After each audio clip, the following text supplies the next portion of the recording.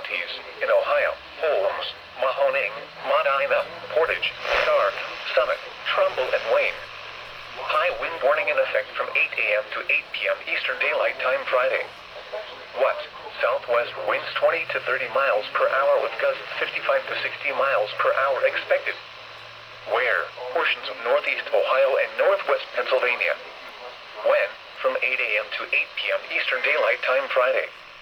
Impacts: damaging winds will blow down trees and power lines. Widespread power outages are expected. Travel will be difficult, especially for high-profile vehicles. Remain in the lower levels of your home during the windstorm and avoid windows. Watch for falling debris and tree limbs. Use caution if you must.